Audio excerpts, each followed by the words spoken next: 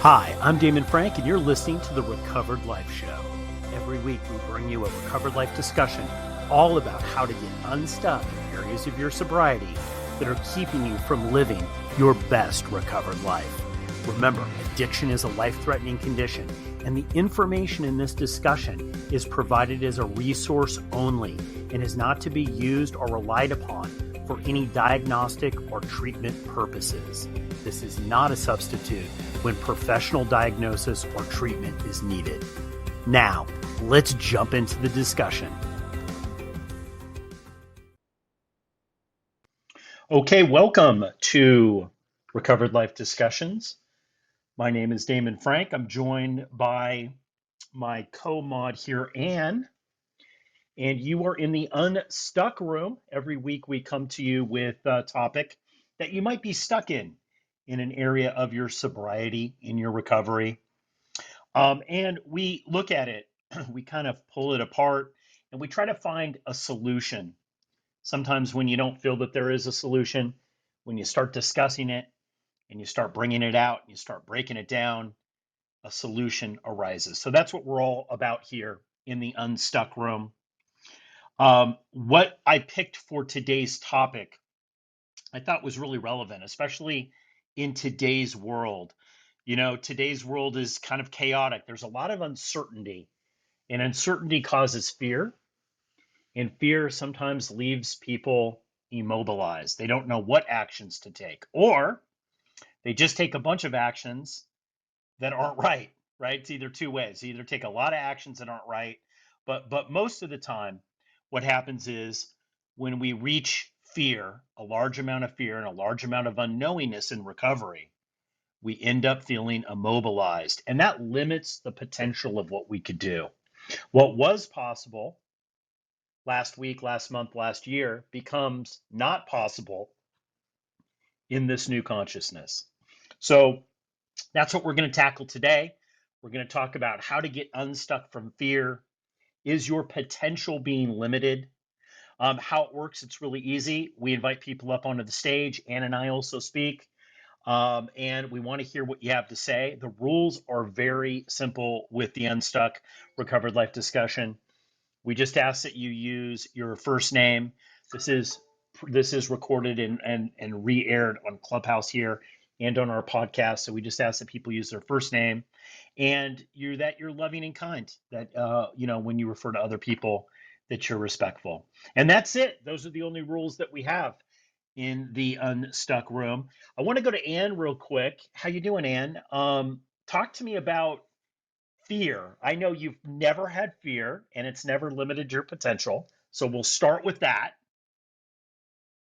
But that's probably not the case, right, Ann? Like everybody has fear. Well, how did you know I've never had fear, Damon? It was a guess, Of course. Ann. It was a guess. I've never, ever experienced fear. Oh my gosh.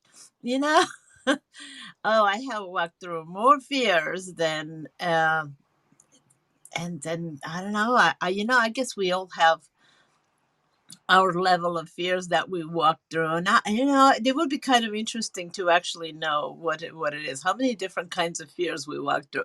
But here's the, excuse me. Now, you know what? Fear to me is it's actually a warning sign that something dangerous is in front of me. Whether it's a realistic fear or not, that's for me to judge, and sometimes it's not. Sometimes it's just a feeling of something bad could happen because of a previous experience. Sometimes it's like, hey, you're getting ready to jump off a cliff. You better look. And so that's what I'm really, really happy about this topic that you chose today, because if, at least in my experience, if we take a look at fear, it could be the fuel to take it to the next level. And when we learn how to do that, it's actually really empowering. It could be the rocket fuel. So fear shows up in many different ways, and knowing how it shows up in me in different situations has been the key. Whether I am, energizing myself to take the next step, or protecting myself, or really recharging, like skyrocketing, if you will, is that a lot of times it's the catalyst of something so much bigger than I expect. So that's, I guess that's what we're going to be talking about, all the ways fear shows up, and how do we manage it. I love that. I love that. A couple things that you said that I want to comment on. Different types of fear. I think that that is really good. I think that's really good because there are different types and different levels of fear, right? So it's interesting when we look at addiction specifically, when we look at people that suffer from addiction, and I am one of those people, right? So I'm in recovery. We're looking at, in our neuro room that we do on Tuesday, and all of the people that we've interviewed in the Recovered Life show, both Christina and I, that talk about the whole neuro part of fear and the dopamine hit. I know that I get a dopamine hit from fear, right? Now, does it do what I want it to do? No, absolutely not. At the end of it, I don't feel good, right? But for a moment, when you turn on the news or when you cruise YouTube or when you start thinking about what's going to happen 2 months from now, or every move that you made, you're going back over, oh my gosh, it's going to create this, it's going to create this, things are happening, right? It creates this dopamine hit. I know that just through the study of addiction, we can get addicted to that dopamine hit. And that definitely happens, And so, you know, even if you win the rat race, I always say you're still a rat, right? And this is the thing with fear. Getting this dopamine hit over and over and over, it trains us. Oh, I get something out of this fear. And one of the things that I get out of the fear is is that little dopamine hit, right? And the world right now, the reason why I wanted to have this and welcome Lee and welcome Pete and Laura, one of the reasons why I wanted to have this room right now is because there's a lot of fear out there. And here's the thing that I think a lot of people get confused about, Anne. When there's things out in the world or in our lives that we should really be concerned about, and I'm not saying don't do that, right? Like, look, there's a lot of things in the world right now that are really crazy, right? Like, and so I think that sometimes fear is a warning sign. Hey, pay attention to this, right? But what happens, I found, is that a lot of times in recovery, we're on a circle of fight or flight, right? And I know I was a lot of the times. It was like I would use fear in order to start taking some sort of action. But what would happen sometimes is I would take massive action, but not in the direction that I wanted, right? So fear is this two-edged sword. Like you have to have it. Look, if a dog is chasing me down the middle of the street or a lion is chasing me, right? Like, should I be fearful? Yes. Should I maybe have some sort of endorphin hit? Yes, of course, right?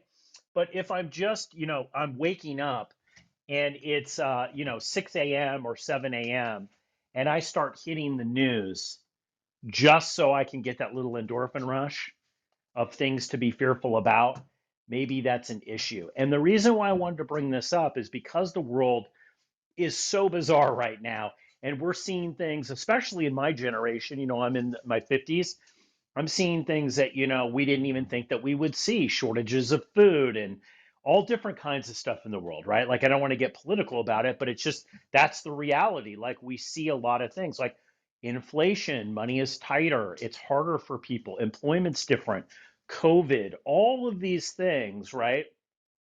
It just sets off that little fight or flight. Now, over recovery, what I've done is I've learned that when fear is limiting my potential, now, what do I mean by that? If fear is limiting my potential, that means I'm not taking actions I know I could take to help my life out, to help me, to help others, to be of service. I'm not taking action because I'm so caught up in the fear response. I'm so immobilized that I can't go left or right. I can't go up or down.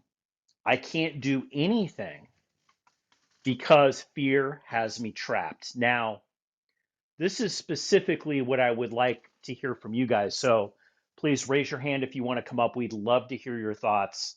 Really, this room is about you guys, right? It's about all of our collective thoughts. But I'm going to tell you this idea of being trapped, not being able to do anything, and you're in this fight or flight mode because you're in fear. What's going to happen? What are they going to say? Many people, when they first come into recovery, I know Anne, when I was first into recovery, there were a lot of people I didn't want to run into on the street, right? There was a lot of people that I felt that I had let down. And I don't know if you had that experience, but just the fear of being able to get through the day and stay sober was big. It was palatable. I mean, I remember having actual fear of that, right? And then that sort of subsides, and then you have fear about something else. So, where is fear active in your life? If you guys would like to raise your hands and come up, we would love to have you. And where is fear taking a hold of your life right now? And what strategies do you have to move past that, to move into action, into right action, I should say? Yeah, exactly.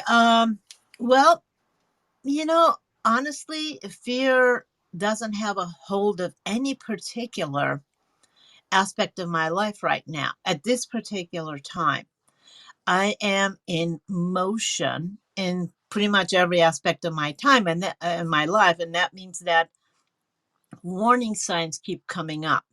And so, how do I deal with it? Well, I use what I call the AAA. Now, AAA is, the first A is for awareness. The awareness of there is an opportunity or a problem, in front of me. It's an opportunity, fear of success, or a problem, fear of danger, fear of, whatever's going to catastrophe could happen, right? So it's just the aware, okay, wait a minute, no, the feelers are out there, something is going on, knowing whether, depending on whether it's an opportunity or a problem, obviously we have to look at it from different perspectives.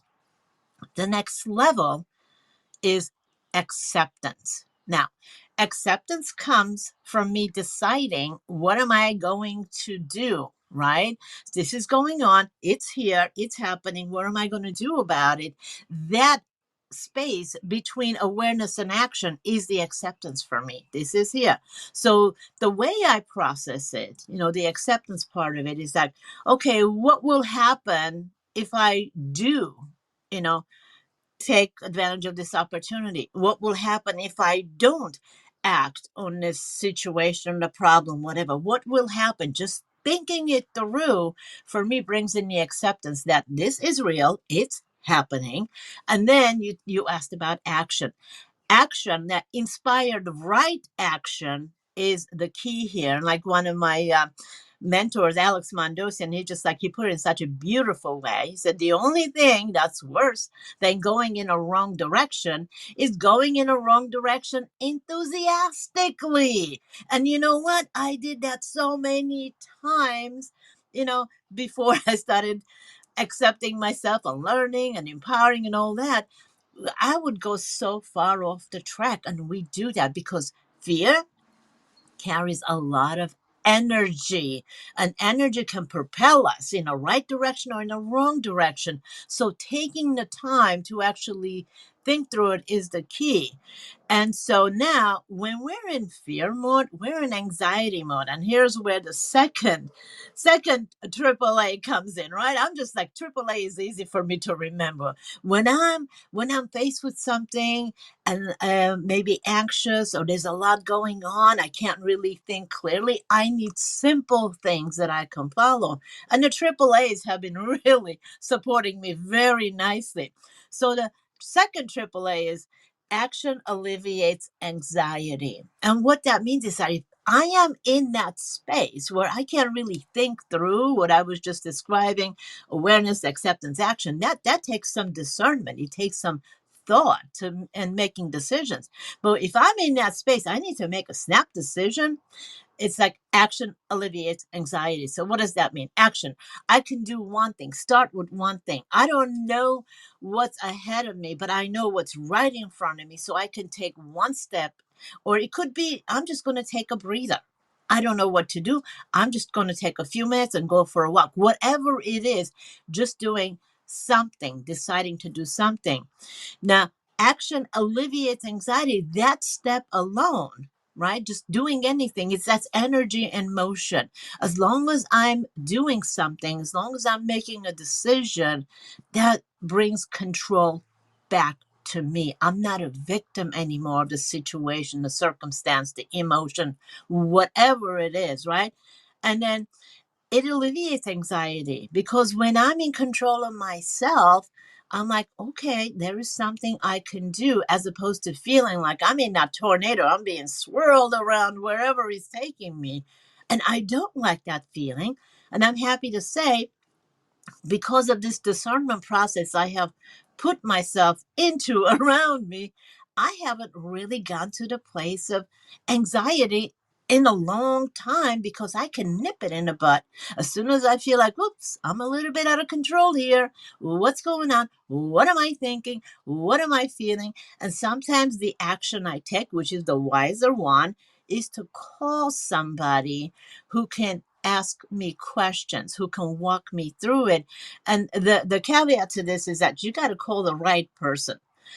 If somebody doesn't have the information, you don't go there. If somebody just wants to commiserate, you don't go there. Call somebody who is actually going to, hopefully spiritually centered, and they're going to listen, and they're going to explore possibilities. So this is what I do, like a long explanation to a short question, Damon. But this is how I manage. This is how I manage my fear and bring it to a healthy place. I'm going to hand the mic back over to you. I love this. I love this. And we're going to go to Pete here in a second because I want to hear what he has to say. But I want to mention something that you said, Ann, and that was so great, the triple A's. One of the reasons I was thinking about the topic for this room is I was thinking back in my life when fear came in. So let me give you an example, like economic insecurity, right? I'd be going down the right path in my life, but then I would have fear, and then I would do a pivot, and I would get off the path I should have been on, and I'm reacting out of fear. And what I love this is thinking back is one of the things that you said that I think is the key. This is the big golden key that unlocks everything. Is that I have to be able to understand when I'm in fear and understand sometimes for me, it's not about taking action, it's about taking wrong actions based off of feelings. So for me, what I find is that, oh, this is a feeling of lack of control. What can I deal with? Well, I could deal with how I deal with things. I can think clearly. And I think for me, one of the things that sobriety, long-term sobriety has taught me is a ability to be able to think clearly, even though I'm in fear, in anger, in disappointment, have a resentment. Look, like it says, we are not saints. We're going to have these emotions and feelings. Things are going to happen. Very real things happen. People die. We lose jobs. We lose clients. People get mad. There are fights. There's all kinds of, this is going to happen. This is life. But what long-term sobriety has taught me is how to be okay in the moment, even though I don't feel okay, how to understand that it's like, okay, this is going to pass, and just to hold tight and not do these massive pivots all the time. And you see this in early sobriety. It's like, I'm going to be an attorney. No, I'm going to be an accountant. No, I'm going to open a jewelry business. No, I'm going to do this. And it's all not based off of what people want to do or what people think they should do or even the smartest thing to do. It's based off of a reaction to fear. So I just wanted to kind of throw that out there. Guys, you're in Unstuck. We're talking about the fear of is fear limiting your potential? Pete, welcome to the discussion. What say you about this? What's up, guys? I'm Pete. I'm an alcoholic. Happens to be sober today. I'm fearful of my own shadow. That's my issue. When I came into learn that a good acronym for fear is false evidence appearing real. And that's kind of my mantra. I'm afraid people don't think highly of me. I'm afraid I'll be a failure as a father. I'm afraid that I'm not as financially successful as my friends. It all comes down to ego, all of it. Um, and staying sober allows me to realize that. And at least I know that I have like jealousy and envy, and I am fearful of my own shadow. I'm fearful with everything I do that I will fail, and ultimately that I'll relapse. Maybe that's my biggest fear because it's an arm's length away, and it's just a daily process that I stay sober. But who's to say I'm not going to slip? It's pretty easy to go find some alcohol. Let's be honest.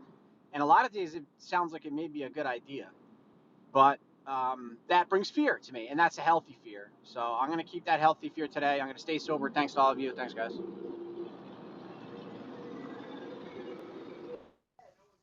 Thank you so much, Pete. Yeah, I think what you shared, a lot of people have that. Am I going to be able to stay sober today? Is this going to work out for me? I relate to everything that you say, right? I think one of the things that I've learned though, Pete, and I'm sure I know after, knowing you and being in different discussions with you, I know that you're somebody who lives that. Just because I have the feeling doesn't mean I need to take the action. And that's another thing that I've learned, right? Like, so I might feel that I'm not keeping up with the Joneses. The truth with the capital T is, well, am I keeping up with the Joneses? I don't know if any of you guys, we talk about this a lot on the Recovered Life show, but there's a woman named Byron Katie who's in recovery, who's also, I guess you would call her a life coach. But she has a really great little PDF that you can download that I just absolutely love. And one of the things on this is that it takes you through some of the thoughts that you have, a little inventory. And one of the questions she asked is, how do I know if this is true? Right. And that's what I ask myself a lot in recovery. I have a lot of feelings. Not all of them are accurate. I think one of the things, if we were going to redefine alcoholism today, I think one of the things that we might want to put in there is that people in recovery, and I would say codependency, alcoholism, drug addiction, any kind of addiction, food, gambling, all that, we as a group tend to have feelings and interpretations about situations that are not accurate. And then we tend to get ourselves in an emotional place to take actions on those feelings that put us in a place worse than the feeling was to begin with. And I've found this over and over and over again. And I've accepted the fact in my life that I'm going to have these feelings. Sometimes they don't come all the time, but when they do come, I need to just be okay. And sometimes the biggest action I need to take in is doing nothing. I don't know if you found that to be the case for yourself. Oh, yeah, there was so much there, Pete. I love that, the false evidence appearing real. Oh my God, I had to do so much of that. Is this real? And how viable is it? Even if it's real, how viable is it? And so important. And uh, it goes right to what you were saying, Damon. Just stop. Stop. What will happen if I don't take this action right this minute, right this second? Most of the time, it's nothing unless somebody's getting ready to get hit by a bus. Nothing's going to happen if you take a few seconds, a few minutes, a day, or whatever to actually decide what's the next inspired action. It goes right into the AAA. And I will tell you, Damon, that I have saved myself a lot of grief, especially when it comes to work, especially when it comes to business, making some bad decisions because the fear of missing out is very real. People make things sound so good and they make it sound so bad if you don't do this, and it's amazing, especially when it comes to our health, business, money, health, relationships, right? These three are the things that always trip us because they're an intricate part of our lives. And so, well, if I don't say yes now, he's going to leave, or she's going to leave, whatever. And if I don't do what the doctor's telling me right now, I'm going to die. Are you? No, probably not anytime soon, unless, again, it's a life and death situation right there. You're in the ER, in which case you don't really get to make many decisions. But then, financially, it takes time to actually discern, and however long that time is, giving yourself that time is crucial. So just say, how long do I need? How much time can I give myself? That process right there is so empowering, because that's when we emotionally gain control of our emotions. Again, the inspired right action is the key. And knowing what the right action is, sometimes, like you said, it's just doing nothing for that minute. And Huge. yeah, yeah, very, very important. So over back to you there, David. Oh, so great. And yeah, that is the hardest thing that I have had to learn in my recovery. I would say it's right up there in the top 10, is to have, like Pete saying, all of these feelings. You said it so well, Pete. Like, you just nailed it. It's like, I'm feeling this, I'm feeling this, I'm feeling this, right? Especially about parenting, keeping up with the Joneses. Am I making enough money? Am I looking good? Do people think that I look good? Right? All this other stuff. The hardest part for me is to be able to sit with those feelings and to understand that I don't need to take action on them, and that I just need to sit with them, and that they will pass, and then the right path will come up. I'm dealing with that right now, Ann. I've got a couple business situations, and I just didn't know the way. And so what I said, what I need to do is I need to just stay in the moment. I don't have the answers right now, but I will at some point, and I'll make that decision then. Guys, you're in the Recovered Life Room. I'm excited that we're going to Elizabeth. She's going to talk with us about being stuck. Elizabeth, is fear limiting your potential ever? Tell us about that. Oh, thank you. Thank you so much for inviting me to the stage. And oh, fear used to control me so much. And yeah, that was the unmanageable part for me for sure. And one of the beautiful things of being in recovery, and you just said it, is living in the moment. And it took me 2 years into recovery to finally grasp that. And the way I had to do it was actually hold my hands together and learn how to deep breathe. But it took me 2 years, was a long time to finally get that grasping feeling of living in the moment. And today, how I manage fear is is grasping the idea, is this going to bother me in 5 years from now? Like, it's kind of a check-in with myself. And usually the answer is no. But like you, in a business situation that you mentioned just now, is I try and, well, I pray on it. For this alcoholic, I pray on it and just leave myself open to the answer and live in the moment and try to relax in peace with it. So, living in the moment is so important to me, and keeping my peace. And I do pray and meditate, and living in, the prayer and meditation is such a big part of living in that serenity. And I only learned that in recovery. And it's just such a gift for me. So fear is so much more manageable in recovery. And I can tell you that, you know, almost like an 80-20. 80% of the time when I was drinking, maybe 90% of the time, I was living in fear. Fear of what was ahead of me, fear of what was going to be behind me and was going to be found out, fear of when my next drink was going to be, when it was going to run out, how I was going to get more. You know, fear, fear, fear. And now it's not there. And taking risk, for example, is, I always think of, taking risk, whether you're going to get in the car, it's simple things like that, or business risk, or it's, what's the worst case scenario in making decisions? I make decisions much better. And what's the worst case scenario if this decision doesn't work out? And if I can live with that worst case scenario, which likely isn't going to happen, and what's the best case scenario, I can make decisions much easier now that I'm in recovery. And, it's just a beautiful life. So living in fear that is 80% gone or 90% gone in my recovery. And I'm just so grateful for it. And thank you. So I'm mostly unstuck, is what I'm trying to say. And it's a great day today. Thank you very much. Thank you so much, Elizabeth. That's great. I am glad that you were unstuck.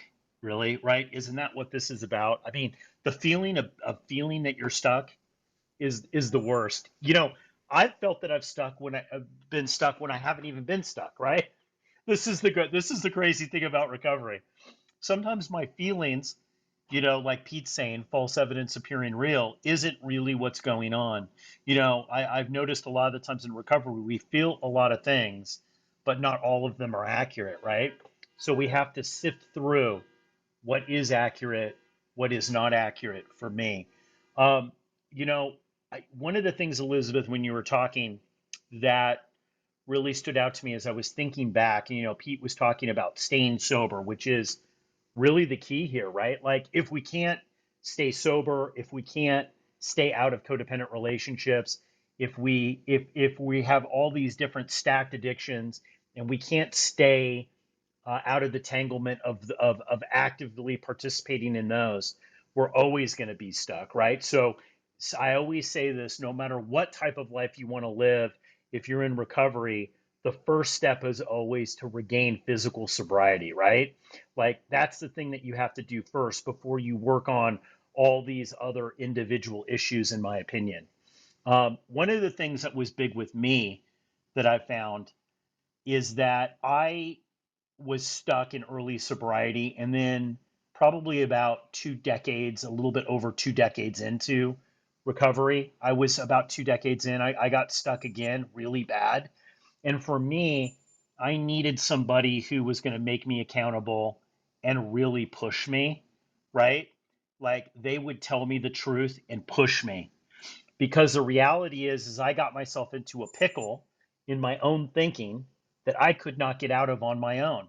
So one of the things that I've learned about being stuck, especially with fear, is fear will put me into a place where my own thinking will keep me trapped. And sometimes I need people that are in my life that can tell me the truth, even though it might hurt, and push me to go to where I need to go. And have you found that to be the case in your recovery? Yes, absolutely, Damon. I have found that to be the case, and that's the beauty of being in recovery. We know that we do need outside discernment in our lives. Somebody else who can look at the situation, somebody we trust, and that's the key. We trust. In my case, I have to take time to actually think about who I'm going to. They have to be spiritually centered, and they must know how to listen and ask questions to help me discern.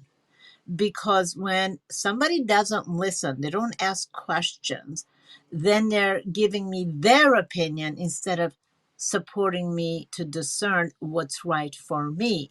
And that has been a key component of me being able to walk past the fears, being able to trust the advisor that I'm going to, because especially in early recovery, so many people know so much more and they're advanced. We're like, oh, I want that.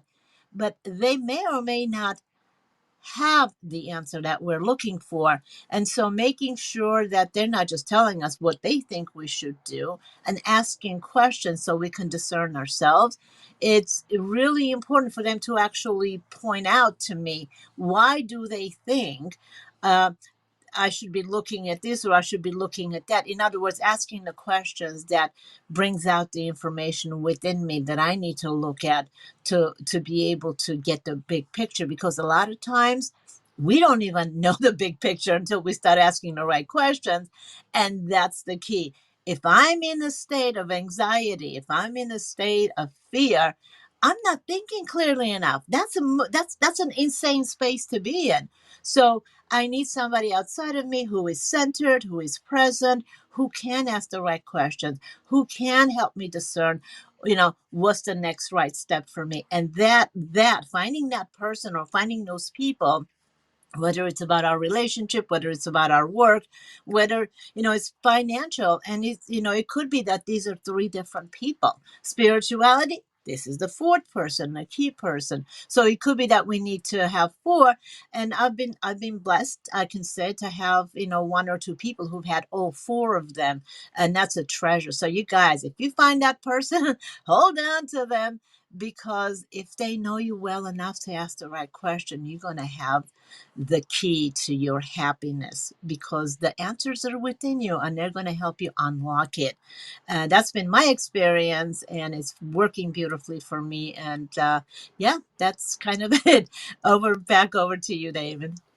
Oh, so love it. I think, what I've gotten from this, and I love these discussions because we kind of pull apart the tent poles of what actually is going on with us when we're stuck. And I think when we're talking about fear limiting your potential and limiting the actions that you're taking, I think one of the thing is that it's the whole thinking, the feeling, and then the doing, right? So I think, what I've learned in coaching, from coaching people, and also having a high performance life, going out and doing things in recovery, big things, right, that were hard, they were not easy. That thinking, feeling, and doing is always present there. And I think so much of us in recovery get stuck in the thinking and feeling, and we don't do any doing.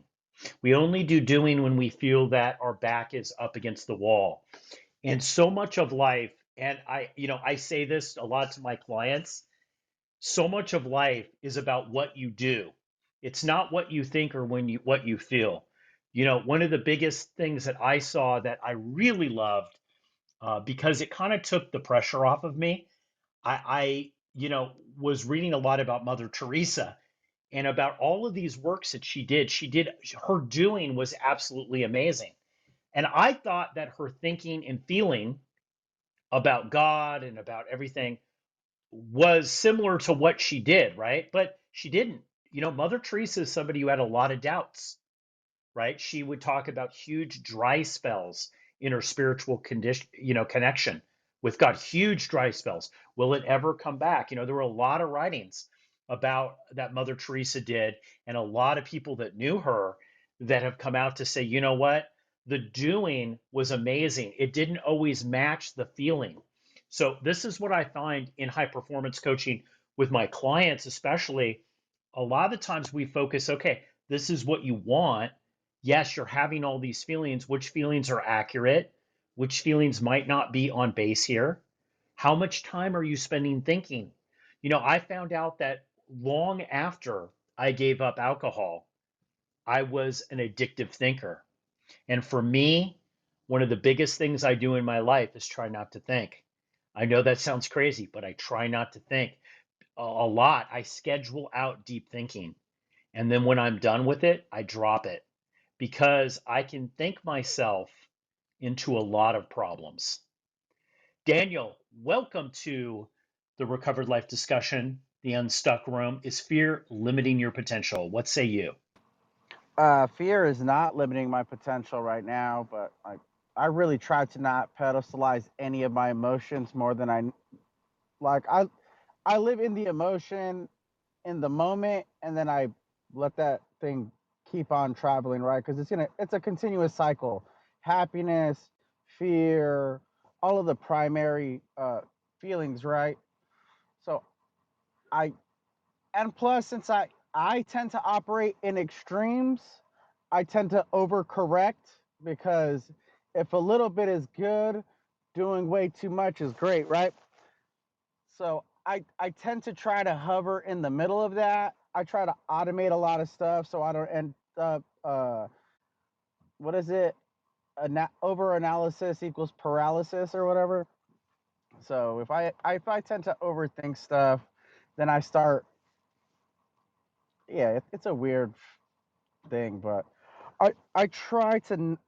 I know my weaknesses, right? So I'm aware of them when they go down. So it's either I actually process the feeling, understand if I'm doing this reactionary or is it a rational decision. It's hard to do. Sometimes I don't do the right choice, but I still got to live with the consequence, right? I was able to survive life with horrible choices as an addict.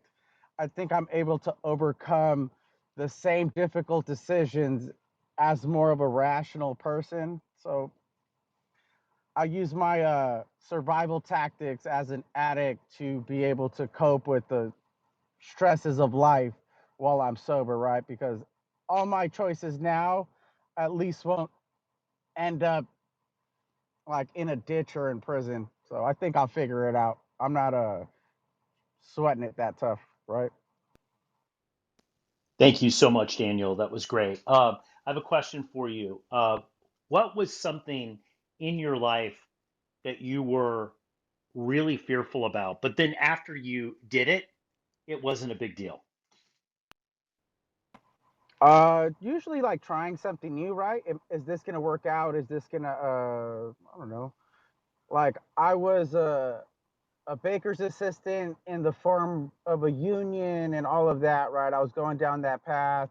The recession hit, and now I'm unemployed. Like, what am I going to do, right? There's a lot of fear there when you can't provide for your family. And then I just ended up just doing a certificate program, still didn't work out. I ended up starting my own business.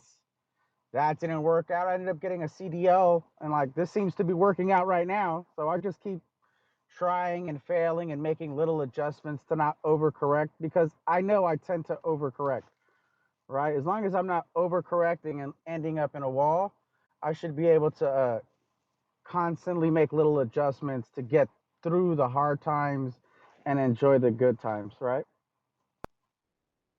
That's so great. Thank you, Daniel. Thank you for sharing that with us. Anne, any thoughts on this before we go to Moon?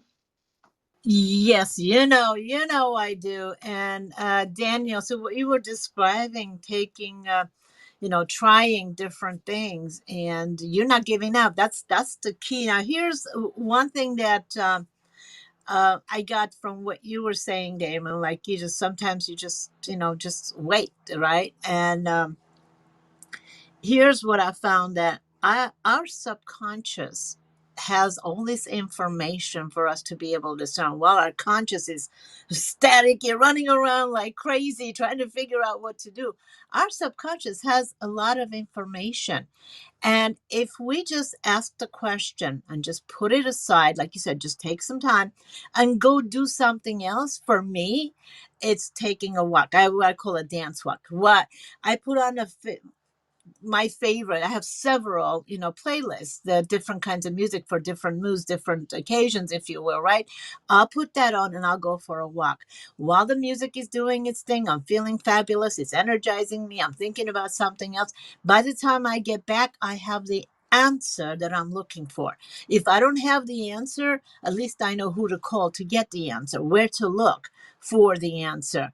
But just getting out of that frenzy, crazy place where, oh my God, I got to do something, that doesn't give us what we're looking for. At least it's not going to give us the right information. And I love what you shared earlier about Mother Teresa. Like, she did amazing things and she was, okay, I want to help. She was totally on her mission. But even she, as connected as she was with her source, her God, she had places in her life where he wasn't talking to her. At least she wasn't listening.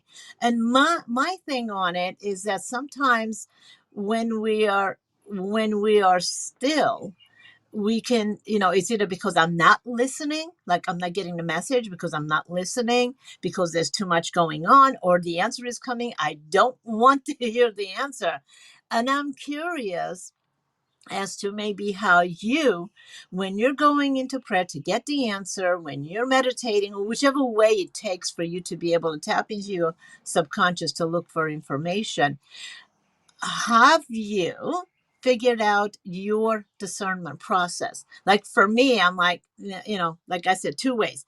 I know the answer is always there. Either I'm interfering with it because it's not what I want, or there's just too much going on, and in which case I will, once I take time to go do something else, the answers appear. Our subconscious does have a lot of what we're looking for right then and there. We don't even have to go elsewhere. So I want to toss it back over to you. This whole process is just fabulous, Damon. What a great room you put together. Well, thank you. Yes, and to answer your question, yes, it's like I do have a process for it now. You know, I would consider myself in the past a chronic overthinker. For me, it's not a lack of things to do. I feel like I'm getting hit with a fire hose, literally. Like, you ever see those like old protest things where they would turn on the fire hose and hit people over with it? Like, that's what I feel like. I feel like so much comes at me and I don't really know what to grab a hold of. So what I've done, and it's so funny that you mentioned this, Ann, because I'm in the middle of this right now. I have a situation in my life, and that's why I like about Recovered Life, because we talk about actually what's going on, what's real, not some hypothetical thing, right? And I'll tell you, this is very real in my life. I have a business thing that I have been doing for years that was very, very, very successful for a time. But because of the pandemic, it moved a lot of the market around, right? And so I have created a lot of value in this area for people, but what's happened is the business models have changed in this particular business. So I found myself just taking all these different actions, moving from one thing to the next. And eventually I get tired. And then what happens is I then start to overthink. And I will just sit and I will think, like at night, like I'll go in my backyard and I will sit and think. And I'll think myself right into inaction. I don't even know what action to take by the time I'm done with myself. So what I did is I'll just take out a piece of paper and I'll write down what's real, what I do know, and then on the other column I'll say, these are things that I feel. And I try to match those up a little bit, right? And ultimately, I've got people in my life that I could do this with, but I'll then get some facts on the ground, right? And then for me, for the last week, and I have just taken some time in the morning and I sit there and I ask myself, okay, to my higher power, God, show me what direction I should go. Point it out to me. Now, this is so great because one of the things that I've learned, Ann, is not to stop taking action in other areas of my life while I'm waiting for this answer, right? I'm still taking actions with my family. I'm taking actions with clients. I'm taking actions by showing up, for the Recovered Life discussion today. I'm taking all these actions anyway, doing the other thing. I'm not sitting around thinking and waiting. But what I do give myself for is I give myself permission to grab the answer that's coming from my higher power, right? And if you are not a God person, you could just say the universe. And what happens is things that were always out there that I was not in tune with start to appear. And I'm going to tell you, Anne, this might sound a little crazy, but if you get on this path, what starts to happen is massive manifestation. And this is a lot of times what I do with my clients is I'll refocus them, okay, so that the things that are already in their life start making sense to the building blocks of how they can get to where they want to go or where they should be at, right? Or where God is pointing them to be. It's clarity. And this is the key right there. And I wait, and I'll tell you, Ann, today already got a couple of emails. God provided the business plan, right? I just received it. But I have to ask for the clarity because what I found is if I don't ask for the clarity, I'm really in self-will. I'm saying, no, I'm going to figure it out. And a lot of the times, my higher power is like saying, hey, it's already figured out. All you have to do is tune yourself to the awareness that it's already here.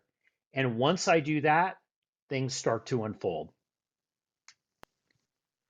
Damon, that was that was so beautiful. I just want to point out the letting go. Once you've decided, here's what it is, I'm handing it over to God, and I'm going to accept whatever it is. It takes so much pressure off. Like in your case, you got the information you need for your business. Well, who is the one providing the information? It's through people. And the hardest thing for me to learn how to do is really understand that I'm powerless over people, that everybody is making decisions that's right for them at that time with whatever they have going on in their lives. Not to take it personally. So if I'm not getting that business call, it's not about me. It's not the right thing at the right time for both of us. Because if I let God dance between us, the right things happen. The same thing happens with personal relationships. It's not the right time, or it's not the right person, whatever it is, giving myself and the other person the space, the grace, and to want the best for them, whatever it may be. Things just fall into place. I've gotten some of the most amazing calls myself, business wise, in the last month, and the personal life. It just, so much is happening.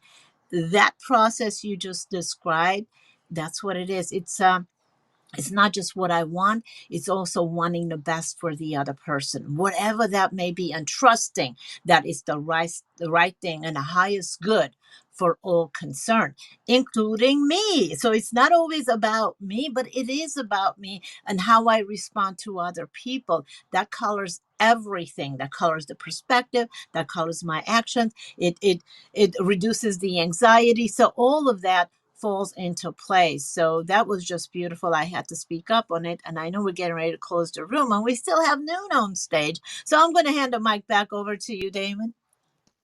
Thank you so much, and yes, we are about at the hour, but we want to hear what Moon has to say. Moon, what say you about this being stuck? Is fear limiting your potential? Hello, Demond. Hello, SS. It's very good. I feel very good to drop here and listen to all those words you all share over here. The topics you kept here today, it was so much interesting. Whenever I see this word fear, I just want to drop there and just speak about it because in my life experiences, I had so many, so many things that I haven't done due to fear, and this fear had become one of the reasons which which makes me feel regret every time whenever I find a time for myself and think about the things I haven't done and what were the reasons behind. Every time I just think of it, every answers were ended up to the one word, and that was the fear. My life experiences, I really had a lot of experiences on my life, like everyone does of their own, because everyone have their own life journeys and so on. So I just want to relate something, some moment that happened to my life that made me, move forward towards the fear and face it, then running it.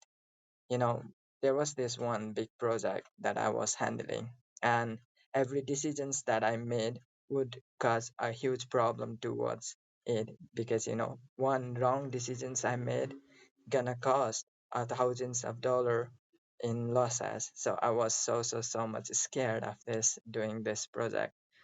Then the times went on, and the supervisor, the one who was above me, he just came and saw the fear maybe in me, and he then spoke like, why are you so much scared of doing this? And I told him, I couldn't lie to him, and I just said him, it's so big deal for me. I cannot, because I know in my heart that if I made a one mistake, then I gonna ruin it everything, and everything's need to be redone, and so I'm so scared of it.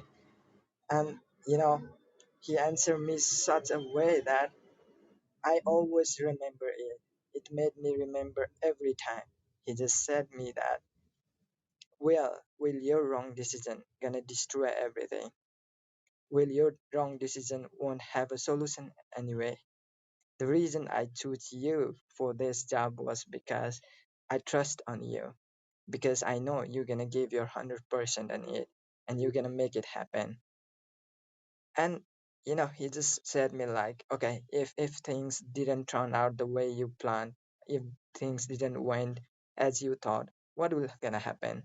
It will be redone. We can make it do it again. It won't destroy everything over here. And this made me realize, it gave me some strength. So I started leaving those fears and did that project. And when I completed that project, it became such a great that the one who gave me, he was so much impressed. And whenever he saw people around, he used to like, see the work of this guy. How did he did it? And this made me realize so much, like sometimes we ourselves, we don't see how much ability we have, how much capacity we have. And people close to us, they could see it, and they just encourage us to deal with it and make us realize that the only thing that was stepping us behind was a fear. And in this fear, we always want someone to believe on us, someone to say like, yeah, it can be done. Some hidden force, I might call it, like the way I got from him. So I just want to tell people around here, whoever listening to this, because everyone got fear of their own. Whenever they try to do something, whatever it may be, this fear gonna always pull you back. It always gonna give you thousands of reasons why you shouldn't do it. It always, maybe our human mind is so much conscious about the problems that can be created, that we don't think of a solutions that can be done if ever that problem had occurred. So I would always suggest people over here, whoever listening to me, no matter whatever fear that you have in your heart, when you have some dreams, some plans to do, just think of it. Is that worthful? Is that going to be good for everyone around you? If that going to change something around you? If all your answers is good, then I would just say go for it, no matter whatever the fear it may be. You will always Absolutely. find a solution in a way. Just go for it. And yeah, Thank it you, just Moon. made That's beautiful. Yeah, definitely go for it. I mean, Moon, what you shared was so important because I think at the very end of the story here, the really end of the room, I want to say, one of the biggest things that I've learned in recovery is to be able to say, hey, if I go for it and I fail, what's the worst that's going to happen? And when I started to write that down on a piece of paper, what I realized was, you know what? I can live with that. Right? Like in my mind, the worst that could happen was big. But when I wrote down what really was the worst that could happen, I just asked myself, can I live with that? And if the answer is yes, go for it. If I can't live with it, then okay, I maybe need to look at it a little bit. But many of the times it was just like, it was nothing. It was nothing. All I had to do was take action. Guys, this is so thank you, Moon, so much, and for everybody who spoke and everybody who joined us today. And this has been an amazing room. This has been so much fun. I do need to mention that you guys are in the Recovered Life room. And if you guys are not a member of Recovered Life, definitely do this. We've just moved to our new home on Volley. We're absolutely loving it. It's been great. But if you're a member, you're going to get access to exclusive emails, content, all kinds of great stuff from Christina Dennis and myself. And where can people learn more about you? I know you've got this unique influencer code thing going on. Where can people learn more about you?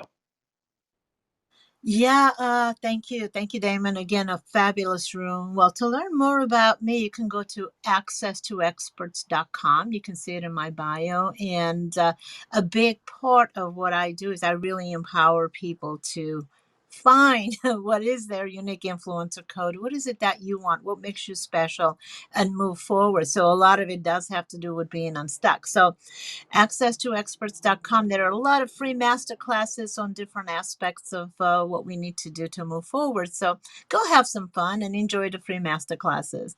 Thanks, Damon. Again, it's been a fabulous room. Always a pleasure being here with you. Thank you so much, Ann. Yes, definitely, guys, go check out Access to Experts. This has been a really great time. Guys, if you are not a member of the Recovered Life community, please join. We're actually now starting to send exclusive emails out to people about content that Christina and I are creating that not everybody has access to. So definitely go to recoveredlife.us. Also, I do want to mention that I did put a link up top to a offer for high performance recovery coaching from me. If accountability is your issue, if getting focused and taking action is your issue, I would love to help. I am offering a free week with me, a free coaching week.